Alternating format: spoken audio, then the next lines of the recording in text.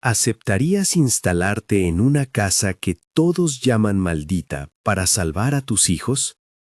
En 1952, cuando el viento arrastraba hojas secas por los caminos de tierra y las plazas olían a mezcal y polvo, Xóchitl empacó lo que quedaba de su vida en una vieja canasta de carrizo. Sus manos, curtidas por la milpa y la lavandería, temblaban solo por el peso de la certeza. No había otra salida. Detrás de ella, la sombra de la iglesia y la mirada fría del cacique, don Genaro, cerraban el paso a cualquier esperanza. Delante, la hacienda abandonada se alzaba como un esqueleto de madera y piedra, con las puertas fuera de eje y las tejas colgando como dientes quebrados. El pueblo la había expulsado en voz baja y con cánticos más hirientes que los gritos. No era solo la viudez lo que la condenó, era la deuda, el rumor de que su marido dejó cuentas incompletas y la desidia de quien manda. Don Genaro, con su voz de trueno, había ordenado que se fueran, que ocupe la vieja casa de Montejo, fue su frase, lanzada sin compasión, como si nombrar el lugar bastara para quitar la vergüenza. Los niños, Helio de 7 años y el pequeño Mateo de 3, se aferraban a su falda y a los pliegues del rebozo, como si en ellos estuviera todo el mundo que les quedaba. La hacienda, en las afueras del pueblo, llevaba décadas vacía. Las piezas de madera se hinchaban con la humedad de cada temporada. Los corredores eran galerías de polvo y memorias suspendidas. Los vecinos llamaban a la propiedad la casa maldita, no por fantasmas, sino por recuerdos amargos. Un antiguo dueño que se marchó sin pagar promesas, saqueos antiguos y el murmullo de un chamán que habría advertido sobre la codicia. Para Xóchitl, esas palabras no importaban tanto como el techo que podía ofrecer a sus hijos, aunque fuese agrietado y frío. Las primeras noches en la casa fueron de esfuerzo y aprendizaje. La luz del sol atravesaba cristales rotos, dibujando franjas doradas sobre el suelo cubierto de hojas secas. Xóchitl encendía una pequeña lumbre en la cocina y el humo se perdía por una chimenea que ya no tenía la boca bien ajustada. Preparar la leche para Mateo, que aún no tomaba todo lo que necesitaba, y cuidar de Helio, que siempre quería explorar los pasillos, con esa mezcla de curiosidad y miedo propia de los niños, era la ocupación completa de sus días. A la distancia, la iglesia marcaba las horas. En el poblado, las miradas la seguían como sombras. Doña Elodia, una anciana que vivía en la colina cercana y que nadie llamaba por otro nombre que no fuera Nana, fue la primera en ayudarla sin pedir nada a cambio. Sus manos, curtidas como papel de amate, conocían remedios y palabras que secaban lágrimas.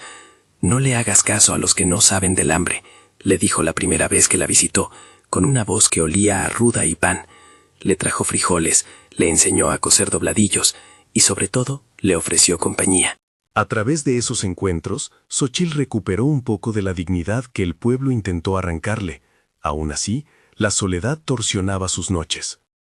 Helio era el vivo reflejo de su madre, serio, observador, con una paciencia que asustaba para su edad.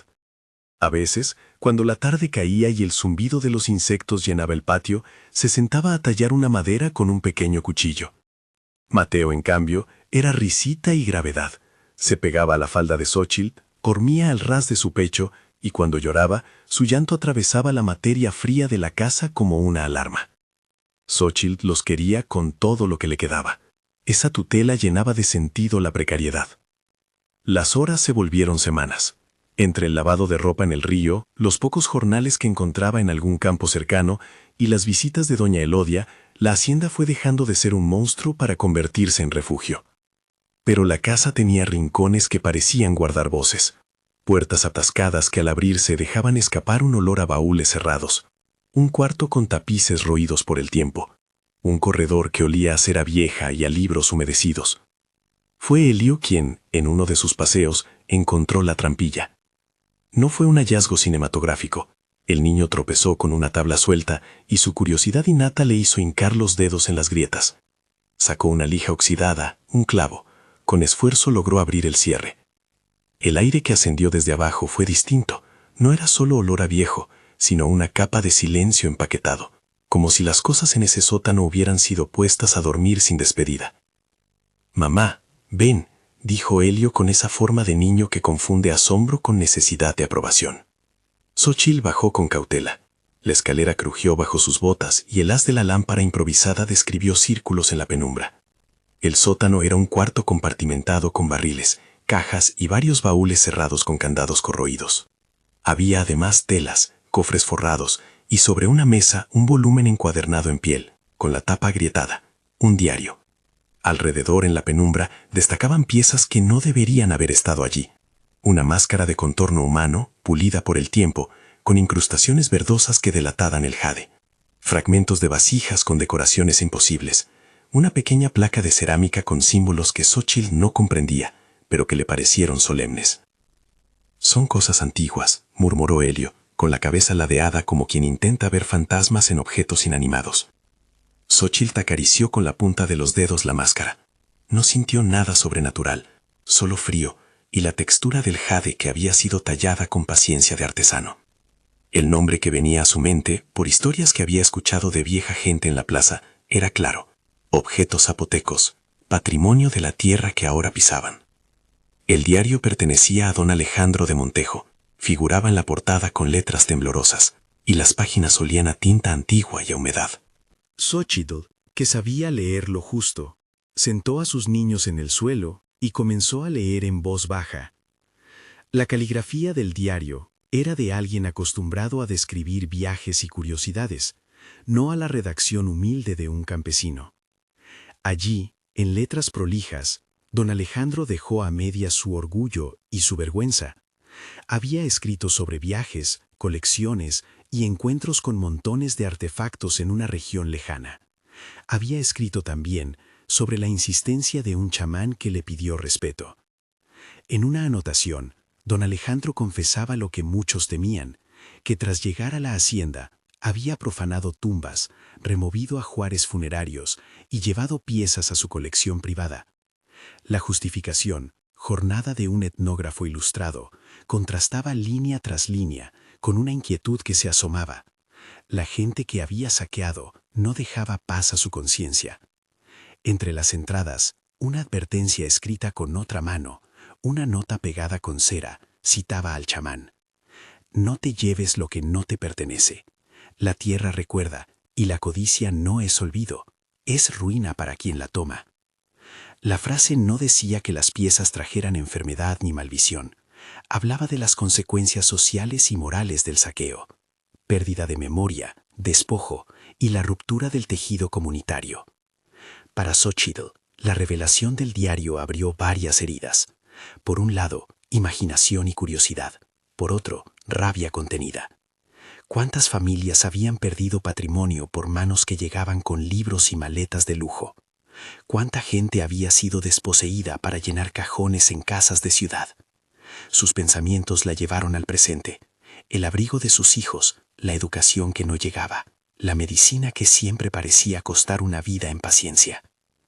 Los días siguientes, la presencia de ese sótano convirtió las noches de Xóchitl en un cruce de decisiones. Guardó la máscara bajo su cama, envuelta en una manta vieja, y miraba su borde verde como quien mira una puerta que podría ser salida o trampa. Elio inventaba juegos que incluían explorar mapas imaginarios. Mateo jugaba a esconderse entre las sábanas. A veces Xóchitl les leía en voz baja un fragmento del diario y les explicaba que aquello que tenían no era propiedad de una sola familia. Era parte de la memoria de toda la gente de la región. «Tenemos que cuidarlo», decía, y la frase parecía tan cierta como suficiente. La calma, sin embargo, era solo superficie. En el pueblo pronto corrieron rumores.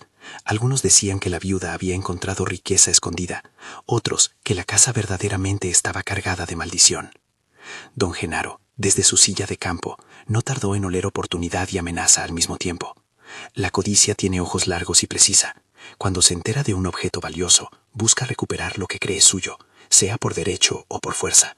Además, el rumor llegó a oídos de gente más peligrosa aún, coleccionistas y tratantes que merodeaban por las ciudades buscando piezas que pudieran valer oro en el extranjero. Una tarde, mientras Xóchitl colgaba ropa en un tendedero improvisado, Un hombre elegantemente vestido llegó en una camioneta destartalada hasta la entrada de la hacienda. Se presentó como representante de un anticuario de la ciudad. Tenía el nombre curioso de Cienfuegos y habla medido, con esa mezcla de ironía y cortesía que usan los que tratan con cosas de valor. Observó el terreno, sus ojos se demoraron en la casa y, con calma, preguntó por la viuda. «He oído que hay objetos interesantes en esa casa», dijo, con una sonrisa que parecía medir cada palabra. Xochitl sintió el estómago encogerse, no por miedo a perder la máscara, sino porque de pronto la posibilidad de curar las fiebres de Mateo y comprar las medicinas que el pueblo imaginaba en susurros dejó de ser sueño para hacerse tentación concreta. Las cuentas no mentían. Las medicinas, los viajes al doctor de la ciudad, la escuela para Helio, todo tenía precio. A veces la vida reduce las promesas a cuentas de mercado y en ese instante la convicción se vuelve moneda. Antes de que tomara una decisión, Mateo enfermó. Fue una fiebre que se coló sin pedir permiso, ardiente durante la noche, con respiraciones entrecortadas que obligaron a Xochitl a improvisar remedios con lo que tenía. Doña Elodia vino con un jarabe de hierbas y una mezcla de palabras que aliviaron temores, pero la fiebre no cedía. El Villorrio no tenía un médico estable. La Comisión de Salud de la región estaba en la cabecera municipal, a 1 hora de camino en carreta, si había caballo, si no, a pie. Cada hora contaba, cada moneda faltante se sentía como una losa. La realidad de la precariedad llevó a Xochitl a una encrucijada clara. Podía seguir guardando la máscara, respetando el legado que había sido robado y esperando que el instituto o alguien justo viniera a reclamar lo que no era suyo, o podía vender aquella pieza y comprar lo que el niño necesitaba: medicina, curación, noches sin fiebre. No se trataba de codicia, sino de la decisión más antigua y humana: la vida de un hijo versus un valor cultural. No había manual para esto. En la ciudad, el anticuario Cienfuegos mostró sin pudor el interés que despertaba la máscara. Habló de compradores extranjeros, de galerías, de la promesa de dinero para cambiar destinos. Su manera de hacer ofertas era casi un arte. No imponía, ofrecía posibilidades. Lo que no ofreció fue la restitución ni el reconocimiento del contexto. Para él, la pieza era objeto. Para Xochitl era posible resguardo. Los días que siguieron a la enfermedad de Mateo fueron semanas tensas, veladas de noches en vela, bancos vacíos de recursos, la búsqueda de ayuda en el pueblo que no llegaba porque la gente parecía haber decidido mirar en otra dirección. Una noche, después de que la fiebre amainó gracias a una mezcla de hierbas y a un improvisado viaje al puesto de salud donde tuvieron la fortuna de encontrar una enfermera dispuesta a ayudar, Xochitl se sentó en la puerta de la casa con la máscara envuelta en su rebozo. Helio dormitaba a su lado, con la barbilla apoyada en la rodilla de su madre. Mateo, aunque todavía débil, respiraba con menor esfuerzo. La luna pintaba la hacienda con un brillo tenue y las sombras aumentaban la sensación de que el lugar escuchaba. El diario de don Alejandro, con sus palabras sobre saqueos y advertencias, parecía ahora una carga moral que pesaba sobre la decisión. Doña Elodia apareció con una taza de té, se sentó sin preguntar y dejó que Xochitl hablara. ¿Qué pesará más, la historia o la vida de un niño?, dijo la anciana con la sencillez de quien conoce la aritmética del cuidado. No hubo una respuesta fácil.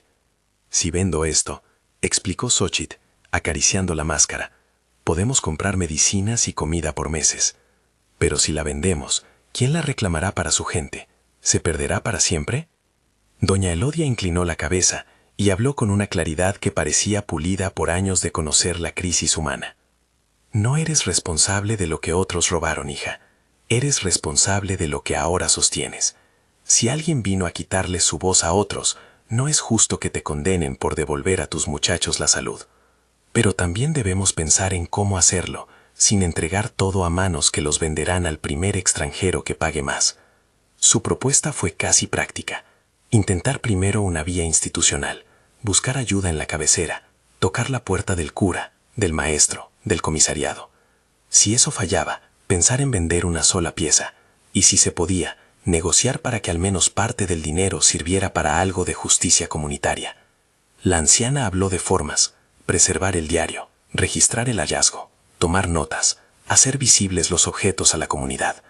Era una estrategia de quien sabía que no siempre el bien se manifiesta con tragedias, ni que la justicia llega rápido. En la siguiente madrugada, mientras la casa dormía, Xochitl volvió al sótano. La máscara, en su rebozo, parecía menos un objeto y más un mapa de opciones. Pensó en don Alejandro, un hombre que había justificado el saqueo con la curiosidad. Pensó en el chamán y su advertencia sobre la codicia. Pensó en don Genaro, que veía todo en términos de poder. Pensó en el anticuario y en sus ojos prácticos. Su corazón, vibrante como cuerda tensa, no encontraba reposo. Un día, la visita de un hombre con mirada más seria que la del anticuario puso en la balanza otra posibilidad. Llegó en un coche que no tenía el brillo de la ciudad, pero sí la etiqueta que Xochitl identificaría más tarde en la prensa: placas del Instituto Nacional de Antropología. Su nombre era Arturo Morales, un hombre que en tardes de despacho y mañanas de campo llevaba la palabra instituto tatuada en el modo de hablar. Venía acompañado de Ricardo, un joven asistente que parecía tener más preguntas que respuestas. No fue una llegada espectacular. Se presentaron con humildad. El doctor Morales explicó que habían recibido una nota anónima sobre objetos que podrían pertenecer a patrimonios locales. No ofreció dinero, ofreció registros, protección y un procedimiento que tardaría, pero que en su lógica institucional prometía restitución. La presencia del instituto fue una bocanada de aire frío y limpio. Explicaron que existían procesos para documentar hallazgos, para recibir denuncias por saqueo y para salvaguardar piezas mientras se determinaba su destino. A cambio pedían tiempo y la confianza de Xochitl. Prometían además buscar apoyo para la familia si la colaboración avanzaba. Para quien había vivido el desprecio del pueblo, la oferta pareció una tabla de salvación. Sin embargo, el ritmo de una institución es otro ritmo, lento, legal, lleno de papeles y esperas. Y en la vida de un niño con fiebre no fluye la paciencia. La llegada del doctor Morales también movió las aguas del rumor. Don Genaro se sintió amenazado y comenzó a hacer llamadas, a preguntar por el verdadero valor de las piezas. Cienfuegos, por su parte, no desapareció, seguía al acecho, con promesas de pagos inmediatos. La tensión se acumulaba como nubes haciéndose negras. Xochitl se encontró en la frontera entre la espera técnica y la urgencia humana. El instituto hablaba de procedimientos y resguardo. El anticuario hablaba de pagos y facilidades. Don Genaro murmuraba la vieja ley del poder. Ella tenía entre las manos una máscara que no le pertenecía, un diario que denunciaba un saqueo, y dos niños cuya salud pendía de recetas y de viajes. Al final, la decisión volvió a una fórmula elemental: proteger la vida ahora o arriesgarla por un bien mayor que podía devolverse a su gente si la institución actuaba con justicia. Era una elección que muchas madres han enfrentado, una elección que la define no por lo que ella quería para la historia, sino por lo que los suyos necesitaban para seguir vivos. La noche anterior a su partida a la ciudad, cuando decidió que iría a escuchar ofertas y a preguntar por las posibilidades reales de venta, el pueblo pareció contener el aliento. Xochitl envolvió la máscara con cuidado, como quien cuida a un recién nacido. Elio la ayudó a amarrar el bulto, y Mateo, aún con una sombra de fiebre, se dejó llevar por la esperanza que su madre imprimía en cada gesto. Don Genaro la vio partir desde la sombra de su portal, replegando sus manos en un gesto que no ocultaba grullo ni alarma. Cienfuegos, desde lejos, se frotó las palmas con anticipación. El doctor Morales anotó en su libreta sin mirar de más. Al salir por el camino polvoriento, Xochitl sintió cada paso como una decisión que resonaba lejos. Al doblar la curva que daba hacia la carretera, la hacienda quedó atrás como un rumor y la tierra, sus paredes, sus corrales, el lugar donde los objetos esperaban su destino. Nadie en el pueblo sabía con certeza si estaba vendiendo una herencia robada o buscando salvar a su hijo. Tampoco sabía que en la ciudad hallarían ojos que verían la máscara como valor de mercado y otros que la verían como pieza para la memoria comunitaria. Mientras caminaba, recordó la frase del chamán en el diario: la codicia trae ruina. No la leyó como amenaza mística, sino como un mapa de consecuencias sociales. Si vendía a manos equivocadas, la pieza podía desaparecer a un rincón de colección privada. Si guardaba y esperaba, quizá la salud de Mateo se agravaría. La decisión podía tornar a la viuda en heroína o en villana, según el lente de quien juzgara. Al llegar al comercio donde operaba Cienfuegos, el anticuario la recibió con cortesía y sin prisa. Su local olía a madera encerada y a café rancio. En las paredes colgaban cuadros y un par de máscaras en vitrinas que ocultaban su origen con etiquetas discretas. Cienfuegos puso sobre el mostrador varias copas y comenzó a hablar de valores de mercado, de formas de envío y de compradores en el extranjero. Habló como quien reduce a cifras lo que para otros es memoria. «Puedo ofrecerte suficiente para que no te preocupes por las medicinas por años», dijo con la voz templada. Pero sus palabras tenían un fondo. Comprar significaba que lo que ahora salía de la tierra no volvería a su pueblo. Xochitl permaneció en silencio mientras el anticuario enumeraba opciones. En su mano llevaba el rebozo con la máscara protegida. Pensó en la cara de Mateo cuando se despertara sin fiebre, en la sonrisa tímida de Helio si pudiera ir a la escuela. Pensó en doña Elodia y su canasta con frijoles. Pensó en la posibilidad de que el instituto actuara con eficacia y recuperara las piezas. Pero sabía también que la justicia institucional se mueve con lentitud y la fiebre no entiende de papeles. La conversación transcurrió con el ritmo brutal de quien negocia sobre heridas ajenas. Cienfuegos la trató con diplomacia. Ofreció un adelanto en efectivo. Proponía llevar la pieza a un comprador amigo y devolvérselas a la comunidad con una cifra simbólica que no se correspondía con el valor real del objeto. Sus propuestas destilaban oportunismo, pero también comprensión de quien sabe leer la urgencia. Xochitl, con la máscara bajo la capa del rebozo, sintió que el mundo se reducía a una balanza con dos platos. En uno, la salud de los niños. En otro, la memoria de un pueblo. No estaba sola en su incertidumbre. A lo lejos, sin que Cienfuegos lo supiera, Ricardo, el asistente del instituto, hablaba por teléfono con el doctor Morales. Pedían tiempo, verificaciones, permisos. Si el instituto intervenía, podría asegurar las piezas y brindar algo de apoyo, pero la burocracia tardaría. Esa tarde, cuando el sol se inclinaba hacia poniente y las calles de la ciudad coloreaban de naranja las fachadas, Xochitl tomó una decisión que no fue un salto al vacío ni un acto de cálculo frío.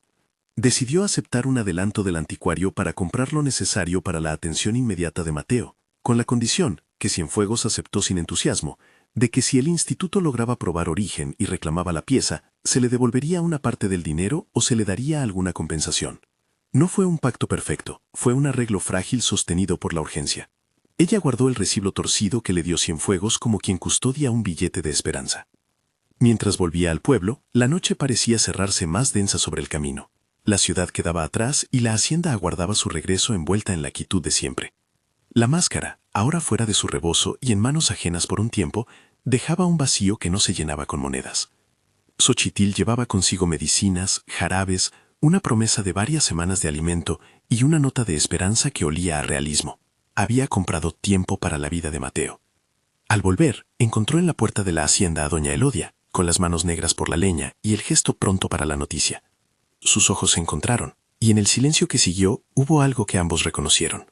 La decisión había salvado una vida, pero en su estela había dejado preguntas y enemigos. Porque la venta no pasó desapercibida. Don Genaro, al saber que la viuda había obtenido recursos, comenzó a mover sus piezas. Cienfuegos no era hombre de pocas ambiciones. La noticia correría hasta el instituto, y con ella la posibilidad de que otros vinieran con más voluntad y menos legalidad. Esa noche, la casa maldita volvió a aparecer sola, más por la ausencia de la máscara que por otra cosa. Xochitl miró el diario, lo cerró y lo guardó bajo la mesa. En su interior vibraba una esperanza simple, que la decisión tomada sería suficiente para el niño, y que si era posible, la verdad saldría a la luz, y la justicia enderezaría algo del daño. Al acostarse, con Helio y Mateo a su lado, tuvo un pensamiento que no la dejaba dormir. Había cambiado la historia de su familia con una elección que no le pertenecía solo a ella. Era, en definitiva, la elección que muchas madres hacen en secreto. La diferencia ahora era que su decisión tocaba también un patrimonio común. Ella no había buscado ser protagonista de nada histórico. Solo quería que sus hijos tuvieran futuro. Pero el futuro, de pronto, se mostraba como algo correctivo y frágil. En la penumbra de la madrugada, un ruido de motor se acercó a la hacienda. No era el motor del anticuario, ni el del instituto. Era otro que anunciaba la presencia de gente con recursos, y sin preguntas. Alguien abría una cerca. En la oscuridad, la presencia se movía con brisa, y la figura de don Genaro apareció con hombres a su lado, sin más palabras que miradas. El pueblo, que había observado desde lejos, había decidido que la viuda no podría tomar decisiones sin contar con su permiso. La noche olía a tensión y a tierra removida. Xochitl, aún con el corazón latiendo fuerte por la decisión tomada, se incorporó. Era la primera vez que sentía, con claridad, que la codicia de otros sería la verdadera maldición de esa casa. No había fantasmas, solo hombres que pensaban en mercancía. Sus manos, fuertes por el trabajo y ahora por la incertidumbre, apretaron la sábana. Por un instante recordó la advertencia del chamán que don Alejandro consignó en su diario: la codicia trae ruina. No se trataba de magia, sino de un diseño sencillo. Aquel que toma sin respeto termina perdiendo lo que roba y daña a su comunidad. La noche quedó en suspenso cuando la figura del doctor Morales apareció, con luz de linterna y una calma que no negaba la tensión. Detrás de él, Ricardo llevaba un paquete de registro y una voz que intentaba poner orden. Las dos fuerzas, la del cacique y la del instituto, se encontraron sin proclamas. Había sobre el suelo un acuerdo tácito. Las piezas de la tierra no eran botín de nadie, y el precio de una vida no debía ser moneda de cambio para la codicia. Pero los pasos no se redujeron a palabras. En la oscuridad, la situación se tensó. La posibilidad de un conflicto real asomaba, con hombres y camionetas, con voces altas y gestos que arañaban la noche. Xochitl se puso de pie en la puerta, con Helio aún adormecido en el umbral, y Mateo respirando con cierta calma. A su alrededor, las sombras danzaban con cada luz que se encendía. La máscara, aunque ya vendida por unas horas, se sentía como un punto de inflexión. La presencia del instituto daba cierta esperanza, la agresividad del cacique certezas de peligro. En el aire había una sensación que no se veía, pero se percibía. La historia de la casa y de su gente estaba entrando en un tramo decisivo. Esa noche terminó con pasos que se alejaban y voces que prometían volver. Para Xochitl, el amanecer sería uno en el que tendría que enfrentar las consecuencias de su elección, defender lo que quedaba de su familia, escuchar las propuestas del instituto y quizá encontrarse con la verdad de que su acto por salvar la vida de un hijo la había colocado en el centro de una batalla que iba más allá de su voluntad. Mientras el viento volvía a soplar entre las tejas rotas, la casa dejó de ser solo un lugar maldito y se convirtió en el escenario donde se dirimiría algo más profundo que el dinero, la restauración de la memoria frente a la voracidad de quien lo ve todo como mercancía. La noche que siguió al regreso de Xochitl a la hacienda no fue tranquila. Las estrellas, como puntas de alfiler sobre un paño oscuro, parecían observar sin intervenir. En la tierra, el rumor de pasos y vehículos que se acercaban rompía la calma como si alguien reventara un saco de polvo. Don Genaro no era hombre de muchas palabras cuando sentía que su territorio peligraba. Esa vez había decidido actuar con la misma economía de gestos con la que repartía favores y castigos. Envió a sus peones y a 2 hombres de confianza a revisar la casa, a localizar lo que su ambición suponía escondido, y a recordar con presencia que la viuda sin amparo no tomaría decisiones sin su visto bueno. Desde el momento en que la camioneta con los hombres se dejó oír y las luces buscaron sombras en el patio, Xochitl supo que la situación se había vuelto más peligrosa. Había en el aire una mezcla de miedo y de resolución que le apretaba el pecho. Por un instante pensó en volver a la ciudad, en devolver el poco dinero que había obtenido, en esconderse para que nadie la molestara. Pero cuando vio a Helio dormir con la barbilla apoyada en la manta y a Mateo, aún flaco por la fiebre reciente, respirando con pausas que recordaban cómo la vida exige cuidado, supo que no huiría de su responsabilidad. No solo por la máscara que ya no estaba entre sus manos, sino por aquello que aún quedaba bajo la casa. El diario, otros fragmentos, la memoria de manos que habían sido desenterradas sin permiso. El doctor Arturo Morales, que ya había quedado en contacto con ella, no tardó en aparecer otra vez. No llegó solo. Traía consigo 2 vehículos oficiales, un guardia municipal y la discreta autoridad de quien sabe cómo mover procesos sin convertir una intervención científica en un espectáculo. Sus ojos no tenían el brillo brutal de quien busca protagonismo. Eran los de un hombre que había visto patrimonio perdido y comunidades heridas. A su lado Ricardo, con las manos en los bolsillos pero la cabeza encendida de preguntas, intentaba organizar lo que el papeleo y la ley permitirían. «Tenemos que registrar todo», dijo el doctor Morales en voz baja, con la seriedad de quien sabe que cada objeto es una voz. «Hacemos un acta, tomamos fotografías. No podemos retirarlo sin autorización, pero existe la figura de aseguramiento que protege hasta que se defina un destino. En el fondo añadía algo más. Si la situación llegaba a manos de don Genaro y sus hombres, habría riesgo de fuerza bruta. Por eso pidió discreción y rapidez. Xochitl, con mirada firme pero con el temblor en las manos que solo la vida le había dado, aceptó. Mientras el personal del instituto preparaba hojas y lámparas, en el portal de la hacienda se movían sombras distintas. Los hombres de don Genaro llegaron con botas embarradas, con el olor del mezcal barato que cuela en las venas. Sus voces no buscaron conversación, buscaron imposición. «A ver, viudita, ¿qué traes ahí? ¿Quién vino a ayudarte?», preguntó uno con sorna. No era solo curiosidad, era vigilancia. El cacique esperaba que alguien quebrara la resistencia de la mujer o que la raflijeza de sus hijos la hiciera vender lo que quedara para calmar viejas deudas. El ambiente se tensó, pero de pronto, como si hubiera una red bien pensada, el doctor Morales mostró papeles. No eran solo hojas, eran una orden que protegía el sitio, firmada por autoridades competentes y con plazos legales. La jerarquía que don Genaro creía tener se vio confrontada por la ley. Él gruñó, prometió gestos y no acción, y dio orden de retroceder temporalmente. Las palabras del cacique tenían peso en la plaza, pero no podían con un documento que el Estado comenzaba a esgrimir. La noche avanzó en un trabajo que combinó la prisa con el cuidado. Ricardo se convirtió en una mano diligente. Ayudó a levantar las piezas menores en cajas de madera, puso etiquetas con números y anotó cada detalle mientras Xochitl, con rostro sereno pero con ojos grandes, explicaba lo que recordaba del sótano. No eran simples objetos para ella, eran fragmentos de historias. Un pequeño plato con dibujo en rojo le recordó a la tía de su madre, una placa en la que se leía una inscripción al nombre de un pueblo vecino. El doctor Morales, observando cada gesto, escuchaba más de lo que decía. En la penumbra, la operación se pareció a un ritual de decencia. Recoger aquello que había sido sustraído de la tierra y ponerlo a salvo para que un día la comunidad decida su destino. Mientras embalaban, llegó la noticia de que Cienfuegos no estaba dispuesto a perder la presa. Alguien avisó que su gente preparaba un vehículo con permiso dudoso para pasar por la hacienda y reclamar lo que creía suyo por la vía del dinero. Esa voz, que venía de la ciudad, olía a comercio frío. Don Genaro, por su parte, planeaba usar a sus hombres para interferir. La noche se espesó de intentos, de alientos contenidos. Llegó el momento de retirar las piezas hacia el camión del instituto.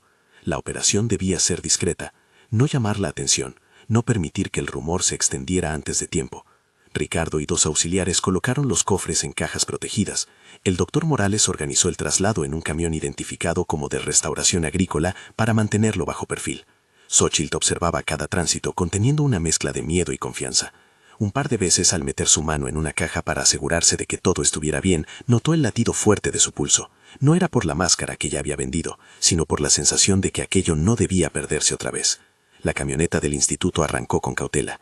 Iban a llevar las piezas a una bodega segura, registrada y con personal capacitado para el inventario. La operación, planificada con la prudencia que exige la protección del patrimonio, debía ser rápida. Pero antes de llegar a la curva donde la hacienda se encontraba con la carretera, un ruido de motor distinto interrumpió el traslado. Dos camionetas, una de ellas con lunas negras, aparecieron de la nada. Por el reflejo de las luces se distinguía a hombres corpulentos que no buscaban registros legales, buscaban la pieza, el billete, el botín. Cienfuegos, con su sonrisa de mercader, había enviado agentes a recuperar lo que todavía creía accesible. Apenas se vio la primera camioneta, el choque de fuerzas quedó expuesto. Los hombres de don Genaro bloquearon otra salida. Los de Cienfuegos intentaron rodear el camión del instituto. Fue entonces cuando el doctor Morales tomó una decisión que mezcló audacia y prudencia. Ordenó que las cajas con los objetos más valiosos bajaran del camión y se reubicaran en una caja más pequeña y menos visible, mientras dos auxiliares con apariencia de jornaleros se sentaron a esperar el paso con sacos de cebada. Ricardo, respirando a ras de suelo, hizo señales a Xochitl para que se mantuviera baja. «Mantén a los niños dentro de la casa», le dijo en bosqueda. Elio apenas comprendía la gravedad, pero su cara adulta por momentos mostró la sonrisa entre dientes de quien se prepara a ofrecer coraje. El forcejeo que ocurrió no fue cinematográfico en su violencia, pero sí fue tenso en su alcance. Un hombre intentó abrir una de las cajas pensando que encontraría piezas fáciles. Ricardo, más veloz que la codicia, lo sorprendió con su cuerpo, con algo de valentía improvisada. Un empujón, una voz más alta que las demás, y la atención se concentró en el cruce de palabras. Don Genaro, que esperaba que su poder intimidara, chilló órdenes. El doctor Morales habló con calma agregada. Mencionó la ley, las sanciones, la responsabilidad penal de quien atacara. Esa mezcla de presencia legal, de riesgo reputacional y, honestamente, de la mirada firme de una mujer que no se dejaría intimidar, retrasó la escalada. Pero en la carretera, lejos del discurso, hubo un momento donde la violencia pudo prender. Uno de los hombres de Cienfuegos buscó romper la ventanilla del camión. Ricardo reaccionó y en la confusión recibió un golpe en la mano. No fue grave, pero sí fue suficiente para que el doctor Morales decidiera que no había tiempo para demasiado protocolo. Fueron a buscar apoyo en la cabecera municipal. No convocó a un ejército. Llamó a 3 patrullas de la policía local. Habló con claridad de un aseguramiento y pidió resguardar el paso. El tiempo jugó en su favor. La llegada de la autoridad municipal, que conocía la repercusión que tendría un conflicto público, obligó a los hombres a replegarse y a discutir a la distancia. Las camionetas de Cienfuegos se fueron, resoplando frustración. Don Genaro, con la cara rojiza por la rabia, dejó claro que esto no terminaría allí. La tensión quedó suspendida, pero la noche había mostrado algo esencial. La codicia, cuando se encuentra con la ley y la dignidad de alguien que no renuncia, puede ser contenida. Las piezas fueron finalmente trasladadas a la bodega temporal del instituto. El diario de don Alejandro fue embalado por separado, enrollado en papel sin acortarlo, con un cuidado casi religioso. El doctor Morales tomó nota de todo: testimonio de Xóchitl, lugar de hallazgo, descripciones, fotografías. Lo haremos bien, le dijo, sin promesas grandilocuentes, con la prudencia que da la experiencia. No será instantáneo, pero no se perderá. Xóchitl asintió, sintiendo que por primera vez desde que se habían ido del pueblo, algo llevaba el nombre de justicia. Los días siguientes fueron de papeleo y de ruido institucional. El instituto procedió según el protocolo: inventario, ficha de ingreso, restauración urgente en piezas que lo requerían. Ricardo, que ya no era solo un asistente tímido, se convirtió en puente entre el mundo científico y la vida real de la familia. Hizo gestiones para que la curación de Mateo se completara en la clínica de la cabecera y gestionó un pequeño apoyo temporal para la familia, mientras el instituto analizaba formas de resarcimiento o ayuda estructurada. Para Xóchitl, aquello fue un bálsamo práctico: escuelas para Helio, medicinas para Mateo, un techo temporal más seguro en la ciudad para un tiempo indeterminado. No era la solución perfecta, pero era el sostén que necesitaban. En la ciudad, entre pasillos de oficinas y espera por resoluciones, Xóchitl tuvo que explicar una vez más cómo había encontrado las piezas, por qué había vendido una y qué deseaba: preservar lo demás. En el instituto, algunos funcionarios miraron con cierta dureza la venta que había hecho a favor de la salud de un niño. Otros, con una ternura silenciosa, supieron entender la decisión. No hubo juicios en voz alta. Hubo papeles que amarillaban y voces que terminaban en acuerdos. Se elaboró un plan. Procederían a formalizar la denuncia por saqueo, documentarían la historia del sitio, iniciarían un trámite para recuperar, en la medida de lo posible, piezas que hubieran salido de la región y estudiarían la factibilidad de restaurar la hacienda como espacio de difusión cultural. El camino sería largo, se advirtió, la victoria lenta. Mientras tanto, el anticuario Cienfuegos mostró su rostro real en la ciudad. El instituto, en una investigación paralela junto con autoridades policiales que perseguían redes de tráfico, descubrió movimientos del anticuario en ventas al extranjero de piezas similares. No fue una operación espectacular de detener y publicar la captura en una plaza. Fue una suma de denuncias, de rastros, de exportaciones sin permisos y de compradores que miraban más el metal de un objeto que su historia.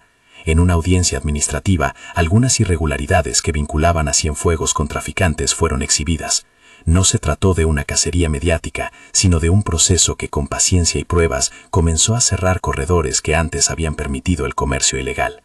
Don Genaro, por su parte, intentó usar influencias para bloquear la restauración de la hacienda y para recuperar lo que se había perdido.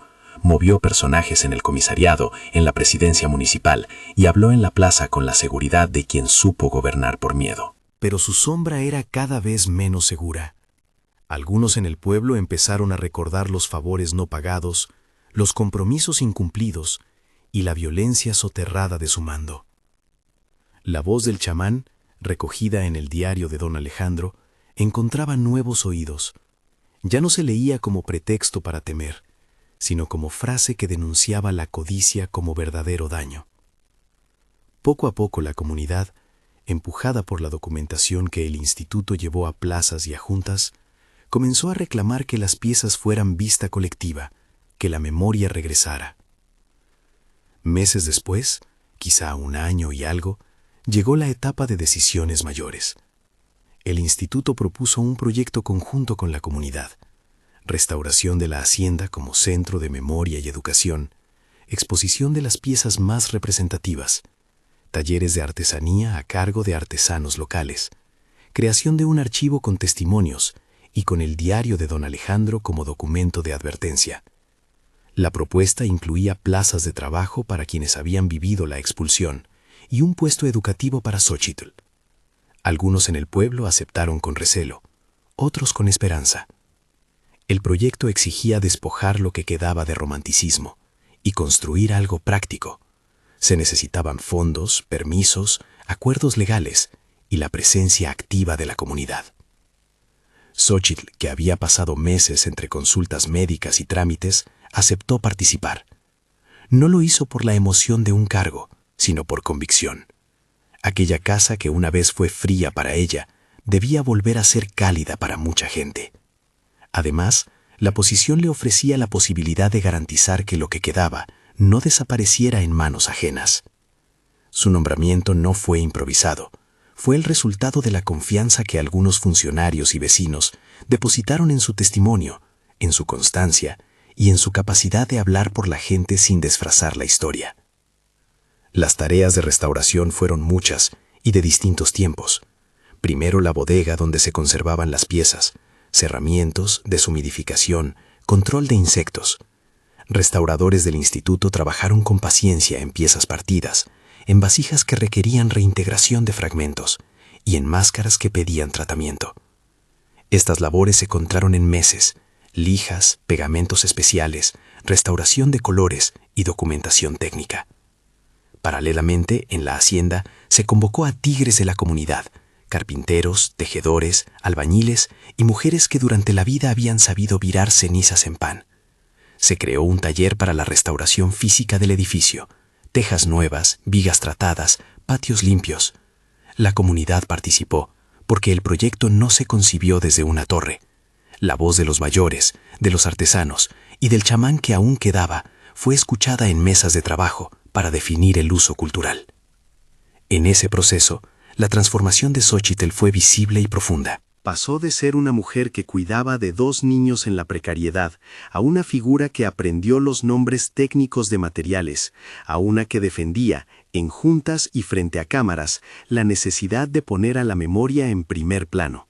Aprendió a dar discursos, a leer actas sin temblar, a mediar entre quienes pedían rapidez y quienes pedían más consulta. Aún así, no perdió la sencillez que la caracterizaba. Seguía llevando en la cabeza el olor de los frijoles de doña Elodia y en los dedos la costumbre de coser dobladillos para que la ropa de Helio durara. La vida de los niños cambió con la misma discreción de quien cose su propio porvenir. Mateo recuperó peso y fuerza gracias a la medicación adecuada y al control profesional que le brindó la clínica en la cabecera, facilitada por gestiones del instituto.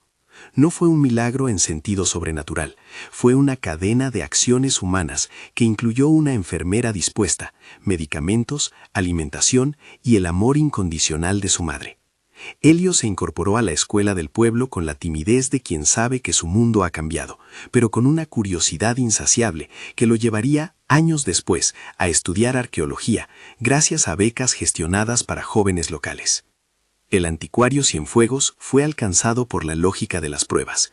En la ciudad, la investigación sobre redes de tráfico lo puso en el centro de una red más amplia. No fue un drama de novela con esposas en un acto público, sino un proceso legal: auditorías, clausuras, multas y la imposición de sanciones administrativas que disminuyeron su influencia. Para el pueblo, su caída fue menos una victoria personal que una señal. La codicia puede ser contenida cuando hay instituciones que se mueven con datos, con pruebas y con compromiso. Don Genaro, en cambio, quedó como figura de aquellos que pierden poder con el tiempo. La presión social y la visibilidad del proyecto, que hacía la hacienda un centro cultural, minaron su prestigio. No hubo encarcelamiento fulminante. Hubo, mejor dicho, despachos que lo dejaron sin aliados, denuncias por abusos y, en última instancia, una reconfiguración del liderazgo local. Algunos le recriminaron por años de usos indebidos y por haber permitido que la casa fuera un vacío en la memoria. La codicia que el chamán plasmara en el diario de don Alejandro no había conjurado demonios, había generado un efecto claro: la pérdida de reputación de aquellos que antepusieron la ganancia a la comunidad. La restauración terminó por dar frutos que iban más allá de la estética. La casa, ahora con tejas nuevas y patios donde se respiraba la calma de quien ha sido reparada, se abrió como casa-museo. No todo volvió a ser exposición. Se habilitaron talleres de alfarería con mujeres que reprodujeron técnicas tradicionales, espacios para narradores que contaban historias del pueblo y aulas donde los jóvenes, entre clases de lectura y visitas guiadas, aprendían a valorar su herencia. La máscara cuya venta había sostenido la vida de Mateo tuvo un destino particularmente simbólico. No pudo ser recuperada en su forma original por trámites legales, pero el instituto gestionó que se expusiera una réplica fiel, acompañada de un panel que contaba la historia del saqueo y del rescate. El panel no buscaba mostrar héroes, buscaba relatar procesos y nombraba a quienes habían sufrido la pérdida. El día de la inauguración fue un día de sol quebrado por sonidos de alegría. No hubo discursos grandilocuentes, hubo agradecimientos sinceros. Xochitl, con una blusa sencilla y las manos manchadas aún por el trabajo de restauración, habló de la memoria como aquella que no se compra ni se vende. Esto no es un museo para unos pocos, dijo, es de todos. Aquí están las manos que enseñarán a nuestros hijos cómo mirar lo que somos. Ricardo, presente con la modestia de quien fue testigo, la aplaudió con lágrimas contenidas. Doña Elodia, sentada en primera fila con su pañuelo, dejó escapar una risa que olía a alivio. El museo no solo recordó piezas, recordó procesos. El diario de don Alejandro fue mostrado en una vitrina, pero no como trophy del saqueador. Se exhibió con notas y con voces que explicaban el contexto del saqueo, la advertencia del chamán y la necesidad de proteger la memoria. La comunidad participó en talleres que enseñaban a jóvenes a registrar testimonios orales y a documentar el valor de objetos no como mercancía, sino como huella de vida. La transformación de Xochitl culminó en un acto que para muchos fue simbólico. Se le ofreció la dirección del centro cultural. Fue para ella la culminación de un camino que comenzó con la necesidad de dar de comer y que se convirtió en la responsabilidad de proteger y educar. Al principio dudó, la sensación de impostora le rozó la nuca, pero su experiencia, su sensibilidad y su compromiso hicieron que aceptara. No fue una imposición, fue un nombramiento que reconocía su justicia práctica. A partir de entonces, combinó su labor con un horario de formación. Cursó talleres de gestión cultural, aprendió a redactar proyectos y a gestionar fondos, y se convirtió en mediadora entre el instituto y la comunidad. Para quienes la conocían solo como la viuda, el nuevo título de guardiana o directora sonó a justicia poética. En los años que siguieron, la hacienda se volvió un epicentro de aprendizajes. Llegaron escolares de otros pueblos a ver cómo se registra una pieza. Llegaron antropólogos que insistían en escuchar primero a la gente antes de escribir sobre ella. Llegaron también turistas, pero el pueblo, junto con el instituto, puso reglas claras. La visita debía tener un componente educativo y respetuoso. Se crearon programas de intercambio cultural y una biblioteca donde el diario de don Alejandro convivía con libros sobre la historia regional y testimonios volcados en voces locales. La vida de la familia cambió, pero sin alaracas de riquezas. Xochitl encontró seguridad y tranquilidad material relativa, un sueldo modesto, el apoyo institucional y, sobre todo, la dignidad de quienes ahora la veían con respeto. Elio estudió y se interesó por la arqueología. Sus manos, que de niño tallaban, ahora aprendían a manejar pinceles y a tocar piezas con guantes. Mateo, ya niño robusto, corría por los patios con otros chicos y escuchaba cuentos de siempre. Doña Elodia, con el tiempo, se convirtió en guía honoraria de la casa. Su nombre quedó grabado en la historia local como quien enseñó a la gente a cuidarse y a cuidar lo suyo. Lo que la comunidad recuperó, finalmente, fue mucho más que objetos materiales. Recuperó una forma de relacionarse con su memoria, con su pasado y con las consecuencias que deja la ambición de quien llega a saquear sin mirar. La advertencia moral del chamán, plasmada en un papel de diario, pasó a ser lección, no porque el chamán hubiera conjurado un castigo, sino porque la codicia había roto vínculos, y porque recuperar esos vínculos cuesta trabajo colectivo. Con los años, el caso de la hacienda de Montejo se volvió un ejemplo en programas de preservación patrimonial. Se estudiaron las formas en que se abordó la restitución, la importancia de la participación comunitaria y la necesidad de articular respuestas institucionales rápidas que no conviertan el rescate en un privilegio de élites. Xóchitl, en reportes y en encuentros, habló siempre con sencillez. No se consideraba heroína, se consideraba una mujer que defendía la vida de sus hijos y que por ese acto decidió que lo restante no debía perderse. A veces, en las noches de la hacienda restaurada, cuando el viento recorre los corredores y las lámparas describen sombras amables, Xóchitl se sienta en el umbral del patio principal y mira las caretas, las vasijas y el diario. No piensa en gloria, piensa en frijoles compartidos, en pilas de ropa tendida y en la vieja nana que la acompañó. Piensa en la responsabilidad que conlleva custodiar no solo objetos, sino historias frágiles. Recuerda la venta de la máscara como una decisión que le salvó la vida al niño, sin resentimientos hacia sí misma. No todo en la vida es absoluto. A veces hay que elegir entre bienes, y la elección la hizo con el cuerpo cansado y las manos llenas de amor. La verdadera maldición que la historia mostró, concluye la lección que Xóchitl aprendió, no era la de la casa, ni la de las piezas. Era la maldición de la codicia, de quienes privatizan la memoria y de quienes creen que los tesoros de un pueblo son mercancía.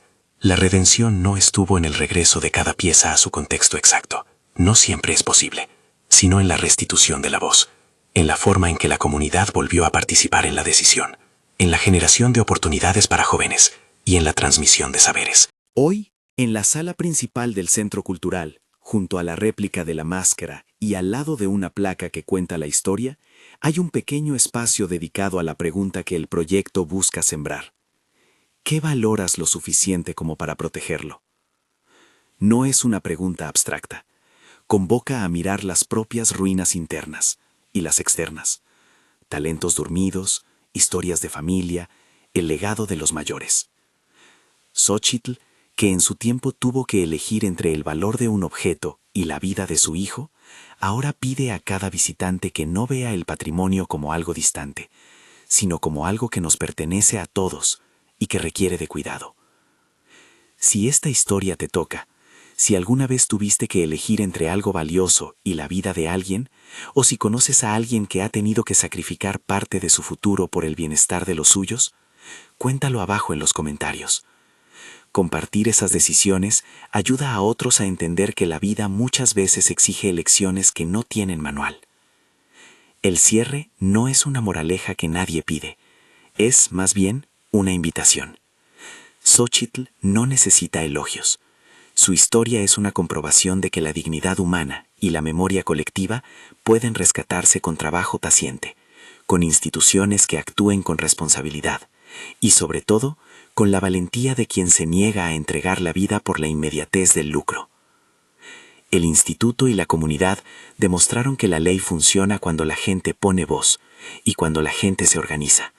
Y la familia de la viuda mostró que el amor maternal no siempre elige como un capricho, elige desde la necesidad y desde la esperanza. Al final, la hacienda dejó de ser la casa maldita y pasó a ser la casa de la memoria de Montejo. Las generaciones que ahora recorren sus patios no buscan fantasmas, buscan historias recolectadas con cuidado. Y Xóchitl, que un día llegó con 2 niños y una canasta, ahora camina por los corredores con paso sereno, con la certeza de que eligió bien para sus hijos y para su pueblo. Si esta historia te inspiró, suscríbete para escuchar más relatos sobre gente que transformó una dificultad en comunidad. Y comparte este video con alguien que valore la memoria y la valentía cotidiana. Y si puedes, piensa en tus propias ruinas. ¿Qué tesoros esperas descubrir en ellas?